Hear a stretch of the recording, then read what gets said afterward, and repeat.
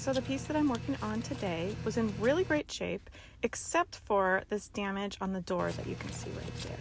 So I removed the door and I stripped off that damaged veneer, and then I put that aside to work on a little bit later while I start on the restoration of the piece.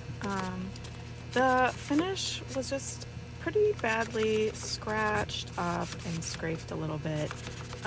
Just not like a nice uniform finish anymore.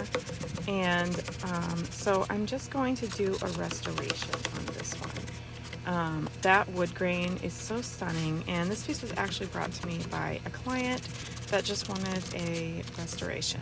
So I've got my 220 grit sandpaper, and I'm just doing a light sand all over the entire piece. So once I finished sanding the outside, I moved on to working on the inside, which it looks pretty bad, but it's really just mainly dirt and dust in there, and some scratches to the finish. So I'm just gonna sand the inside of the piece, and just like I did for the outside with the 220 grit paper. And I'm also removing these little latches for the doors. They had a lot of fuzz and dust and dirt kind of tucked in and stuck around them, which was pretty gross. So I took my metal scraper and just scraped all that stuff off, and then I sanded that area down. There you can see what was stuck in there. So gross. Next, I took my cleaning solution, which is the mix of thieves cleaner, a little bit of water, and some lemon essential oil to remove all that sanding dust and then any grime or debris that was stuck on the piece from use. So I just spray it down completely, and then I use a couple different sizes of scrub brushes. The small size worked really well for the crevices and the details on this piece. And so I just went over the entire piece, especially getting into the corners and crevices really well to remove all that dust and grime.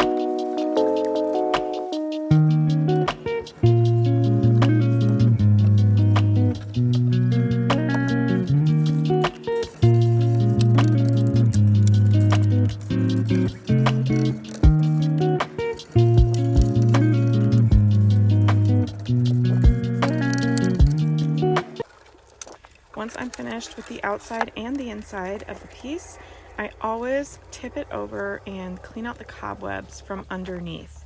I completely sprayed this one down as well, just to make sure it was extra clean, because it did have a little bit of evidence of being around like a cat probably, with all that fur or hair that was inside. So I wanted to make sure that I cleaned underneath really, really well.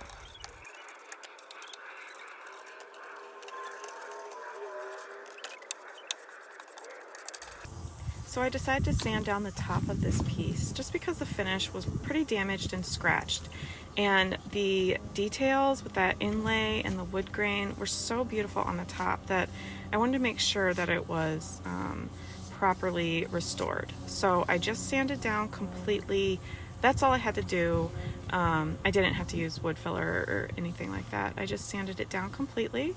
And then I picked out a stain, which is MInwax Provincial, and I applied it with this foam brush that you see that I'm using. This stain, I think, is going to be a really good match for what's already on the piece. So I think it's going to take probably 2 coats, and then I think it'll get that really pretty rich amber color that is on the base. That's what I'm hoping for, at least. So I just covered the entire top of the piece, the edges and everything, and I just did it all at once, because when you do sand down to bare wood, you want to make sure that the stain really soaks in. So you want to give it at least 2 to 3 minutes to soak in. And so that usually gives you plenty of time to do like the edges or any little details that you need to stain as well.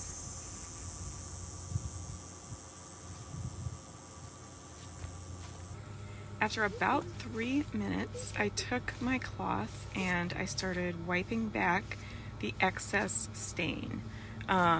This can be a challenge, and it was a little bit difficult on this one because the wood grain is going in all different directions. So the inside is like shaped like a wheel going towards the center, the outside is kind of going around that, and then the very middle is going another direction. So that was a little bit of a challenge, but I was able to get the excess off properly. So now I am moving on to the base of the piece. So what I did here was I just took my cloth, which I had already used to wipe the stain back from the top. So it already had quite a bit of stain soaked in. And I just took that and wiped it all over the sections of the base that I had sanded before. So I didn't really remove any of the old finish. I just kind of sanded down that old top coat a little bit. And so now I can go back over it and restore the color.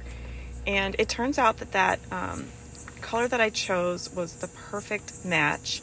You can see here that it's just like blending in really perfectly and kind of intensifying that color. So again, you saw how I took that foam brush and kind of just dabbed it on the cloth. I'm not going to dip my rag into the stain or anything because I don't want a lot on there. I'm just applying a little bit because I'm not going to be wiping this off. I'm just letting it soak in and dry completely, and then I'll put the top coat on. The edge down here was a little bit trickier. I did have to do 2 coats and I had to use more stain because there was a lot of areas where the old stain had just come off completely. And then I moved on to the inside of the piece, and even though I didn't sand all the way down, I did apply this the same way that I did the top, where I just wiped it on with the foam brush, let it soak for 3 minutes, and then removed it. And now back to that damaged door. So the bottom was completely destroyed by some moisture getting in. So I had to remove all that veneer, and I actually had to save most of it and try to glue it back on, which I did here, and you can see that it looks like very patchy. So I took my stain and I stained that bottom part first. And I'm gonna let that soak in for a really long time because I really want to, make sure that that gets to be the same color as the rest of the door.